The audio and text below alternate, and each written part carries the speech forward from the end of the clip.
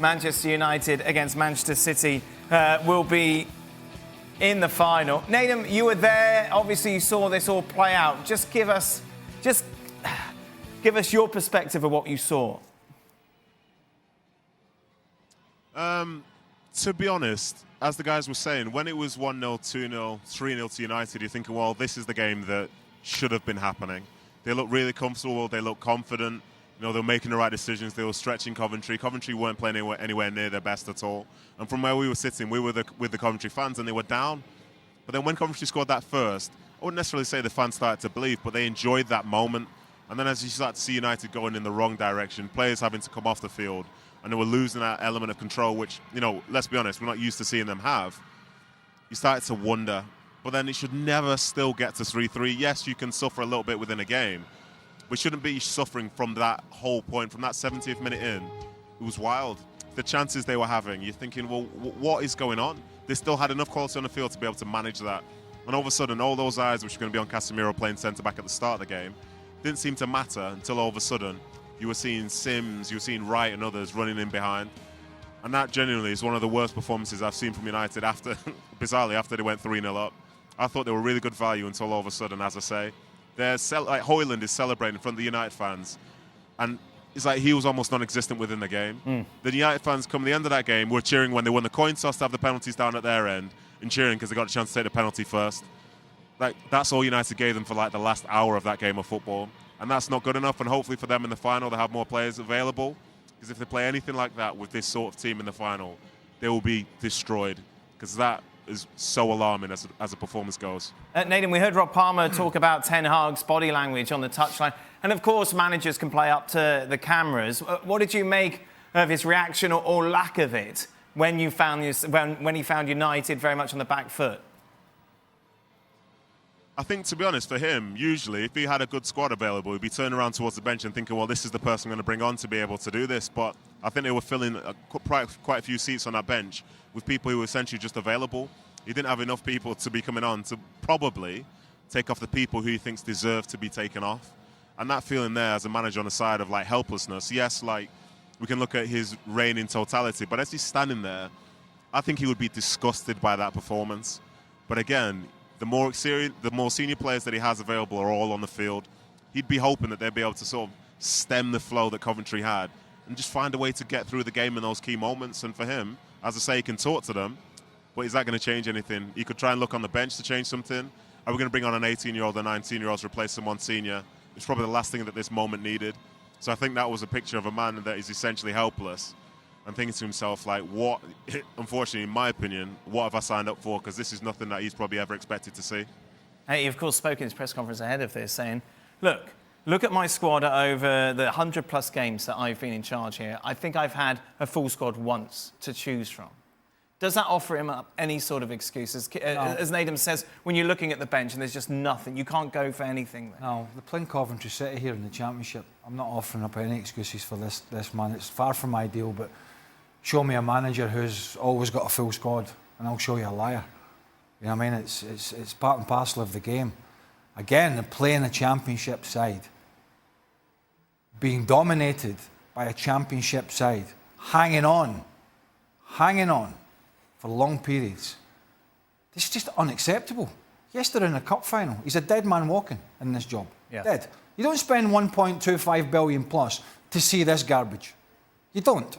You don't spend that to see a manager standing with his hands in his pockets, literally doing nothing. When Coventry got it back to 3-1, right, who, by the way, they made a change at half-time in terms of going from a back five to a back four, which is more in line with what they do in the Championship, and they were much better. But when they get it to 3-1 back, after United scored against the run of play, which the Fernandes goal was, somebody has to put their foot on the ball with a red jersey and say, you're barely going to have another sniff of this football. Never mind near our box. You just completely throttle this team that don't have as good of players, that don't have the quality, that are not used to playing in big stadiums like this at Wembley in the semi-final, and you just suffocate the life out of them. No, it's exactly the opposite happened. They're open and they allow this team to look like... If you if you were watching this game from 45 minutes onwards and you just flicked the old channel on and went, oh, bit of soccer game on here, and I mean this, you would not have known there's one of the biggest clubs in the world who spend a fortune with a manager who has a reputation that's got him this job from Ajax, Erik ten Hag, and all these players. You would not have known that one team was spending millions and millions and the other side were almost out of business a few years ago and scrapping away in the Championship. Now, if that doesn't tell you, and by the way, United have won this game. Yeah, I know. They're in the final. But if that doesn't tell you where they are as a club, and it's not an isolated incident. This is not anything isolated. We're looking at a bigger picture here. This is knockout football. Anything can happen, right? It's not how you gauge the long-term vision. And we're looking at a bigger picture here from a Manchester United perspective. That's unsustainable. You've heard me say that in the show many, many times, the FC show. This is unsustainable. To continue to be dominated by the weaker teams in English football is unsustainable as a long-term vision. And that is the problem that Erik ten Hag has. I think it's hard to judge him as a manager in the league over the last 18 months. It's hard to judge any manager with the amount of injuries that he's had. But it was the way that they capitulated today for me that is hard to find an excuse for. To be in total control of the game like that and kind of, I don't want to say crumble because they've got the job done, but for the game to be flipped like that and then to be on the back foot, that has to come down to, man management and seeing what's happening on the pitch and noticing those signs that, things are turning and trying to make changes. So I think it is hard to judge him as a manager over the last 18 months, but I don't think you can have an excuse for that today. They didn't capitulate. Listen, they didn't capitulate because Casemiro was at centre half. Right. Would it have been any better if Lindelof and Varane had been back there? Because they would still have had to have control of the middle of the park. And if you've watched Man United recently with Casemiro in there, they can't control the middle of the park because he can't run around. Now, would he all of a sudden be this energetic youngster that can play 120 minutes at Wembley? I don't think so. So I don't really think that would have made much of a difference. Yeah, they'd got a bit more experience going back in there, but they would still have been wide open in the middle of the field. That's what they've been all season. I just think the whole thing with this is look, this is not one man's issue. This has been an ongoing problem.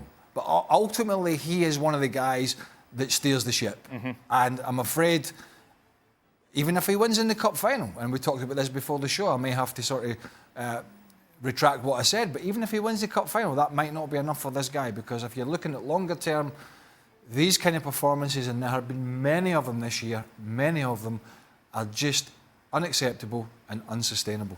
Let's get some reaction now from the Manchester United camp. Alexis caught up with Harry Maguire. Harry, congratulations, back-to-back FA Cup finals. I know you guys had to suffer to get there, but what are your feelings after? Is it a bit of a disappointment that you didn't get to wrap it up earlier, or is it just kind of satisfaction and joy that you got the job done in the end? Yeah, obviously it's a great achievement. 3 finals in 2 years. Yeah, it's mixed emotion in there. Obviously, we're delighted to reach the FA Cup final. It's really important for this club to be challenging for these big trophies. And yeah, it was.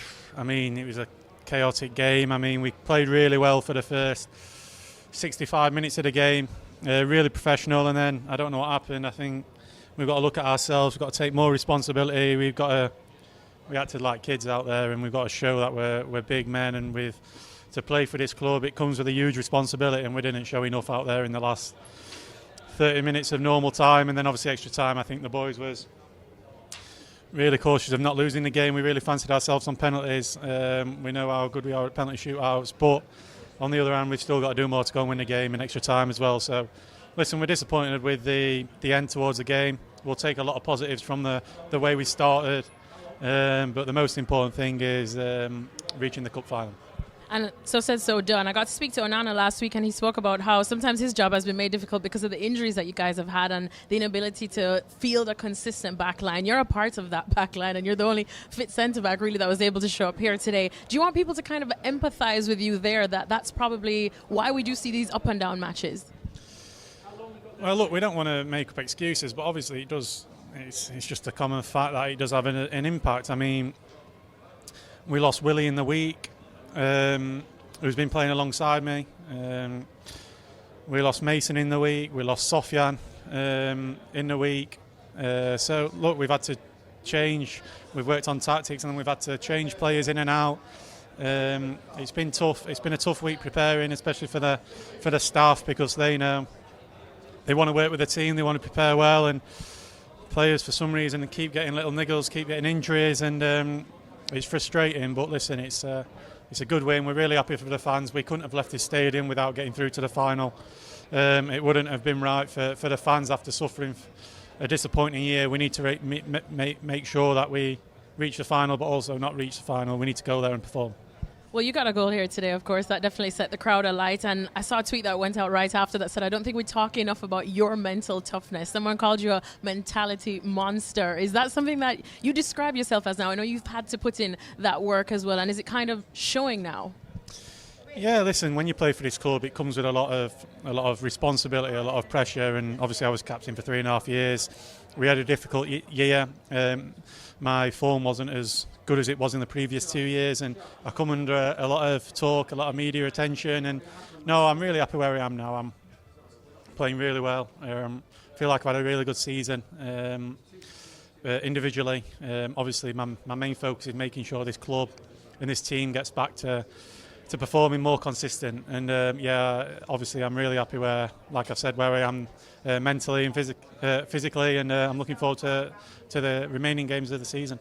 And for the final now, another Mac derby yet again. You know, for fans that are wondering how you guys will get it together to go toe-and-toe with Manchester City, what would you say to that? Yeah, definitely, obviously a magnificent team. Everyone knows that. But we know it's going to be a tough game, but we know we've got to prepare well. If we play like we did in the first 60 minutes, we'll give them a good game, and we'll make a good game of it. If we play like we did in the last 30, it's a no contest. So we've got to make sure that we perform for 90 minutes. But a lot of games to play for between now and then. Harry, congratulations on making it to the final and all the best. Thank you.